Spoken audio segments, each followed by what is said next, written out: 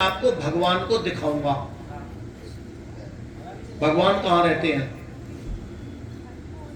कभी हमने प्रयत्न नहीं किया, हमने विचार भी नहीं किया। और ज्यादा हम कहते हैं ना तो ये कह देते ना किसने देखा भगवान, ये तो कहने की बात है, छोड़ता कि दिया चल तो बके हैं, किसने देखा भगवान, जो है यही है।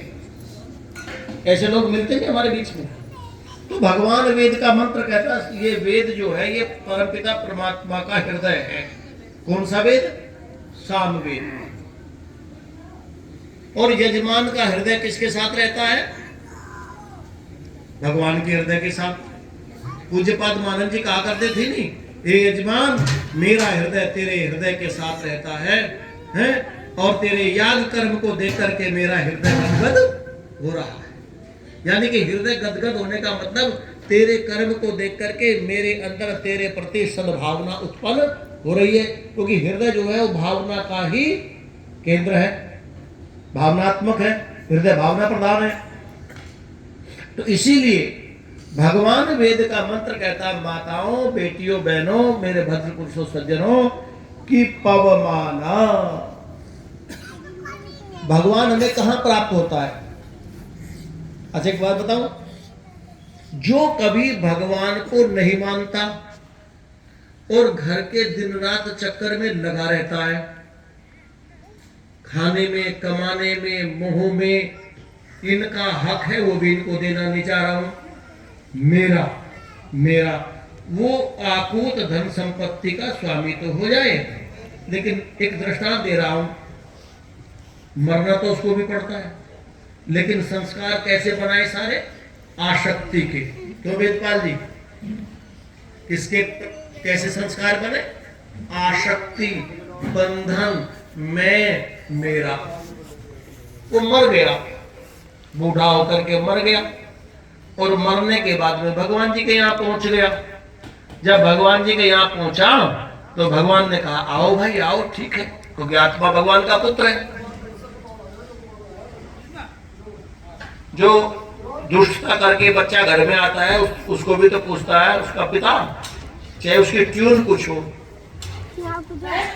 तो भगवान ने पूछा आओ अब बोलो क्या प्रोग्राम है तुम्हारा, कहां जाना है? बोले जी मैं आपसे एक निवेदन करता हूं कि आप मुझे उसी परिवार में भेज दो जहां से आया हूं। बोले अच्छा। बोले ऐसा तो नहीं हो सकता। बोले क्यों नहीं हो सकता? क्योंकि तुम्हारे ऐसे कर्म नहीं थे, आसक्ति के कर्म थे, बंधन के कर्म थे, तुमने काम ही काम किया, छल छिद्र से भी काम किया, मनुष्य नहीं बन सकते। तुम्हारा मनुष्य जीवन का तो अब प्रोग्राम कैंसिल हो गया। अब बताओ कहां जाना चाहते हो? ये विचार करता रहा और फिर आया कि महाराज मैं एक निवेदन करना चाहता हूं कि मुझे उसी परिवार में भेज दो। तो बोले कैसे भेज दूं? बोले मैं और कमा दूंगा उनको कुछ जा करके। बोले बैल बना दो। क्या बना दो? बैल। बोले हाँ ये ठीक है, क्योंकि मनुष्य तो बन नहीं सकता, बैल बना दो। तो भगवान ने कहा तथास्तु।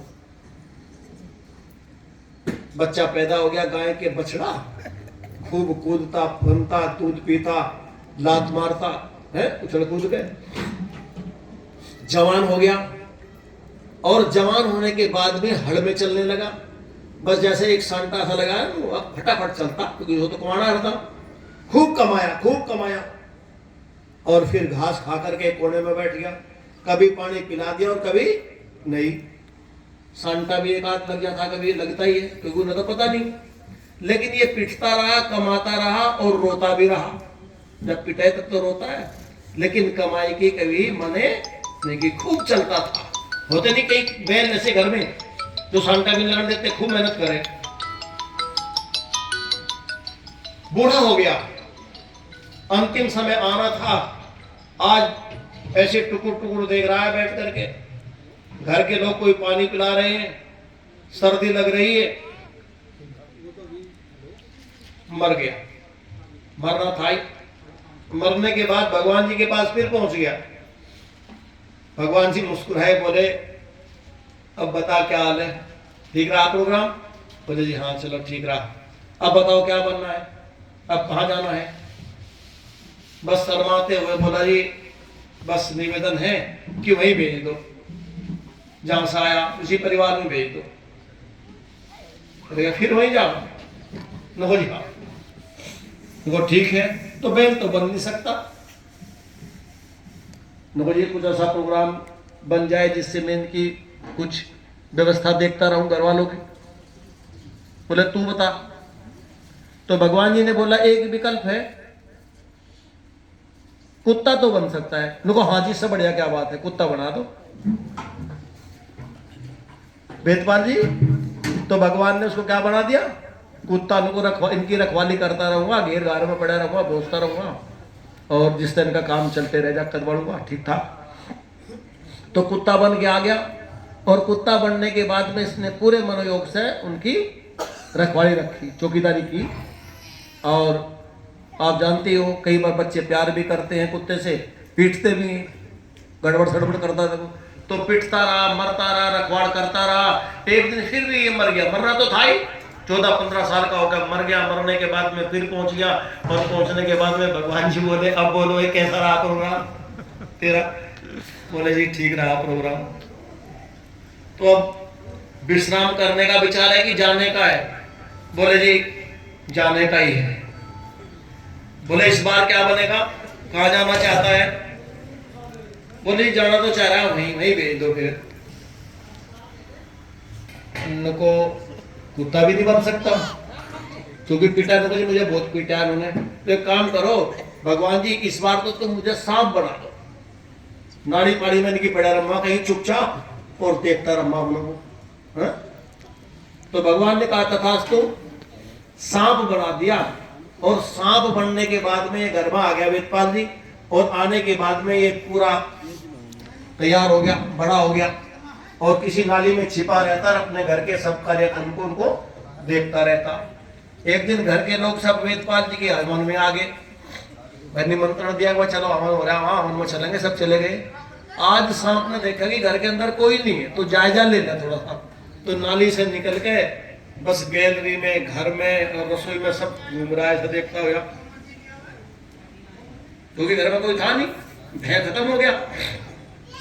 इतने में घर का कोई व्यक्ति आया, उसने देखा ना सांप, उसने रुका दे दिया, सांप सांप सांप, और 3-4 इकट्ठे हो गए। उन्हें क्या पता था, बस इतने लाठी मारी, इतनी लाठी मारी, फड़ पीट दिया उसका, मर गया। मर गया, मर के फिर पहुंच गया भगवान जी के पास। भगवान जी बोले आजा आजा, अब आजा, अब बता क्या विचार है, अब कहाँ जाना? बस एक टांग पे खड़ा का बोला जी बस अब रहे दो।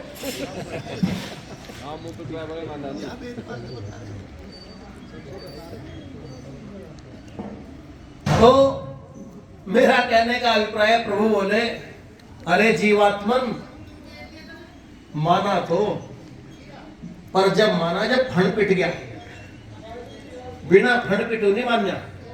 इसीलिए व्यक्ति अपने जीवन में कर्म के बंधन में इतना फंसता चला जाता है, इतना फंसता चला जाता है कि उसे परमात्मा की शुद्ध नहीं रहती। उस परिवार में जो नश्वर है, जो अपना नहीं है, जहां से हमें त्राण मिलता है, जहां से हमें दुख मिलता है, जहां से हमें कष्ट मिलता है, फिर भी हम उसमें घुसते जाते हैं। यदि ऐसे व्यक्ति गृहस्थ में रह करके परमात्मा को याद नहीं करते तो सारे जीवन भर अपना फंड पिटवाते रहते हैं। फंड पिटने का मतलब है कि वो दुखी होते रहते हैं।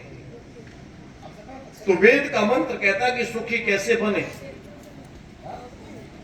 परमात्मा सुख स्वरूप तो है, लेकिन सुख की धारा के द्वारा प्राप्त नहीं होता।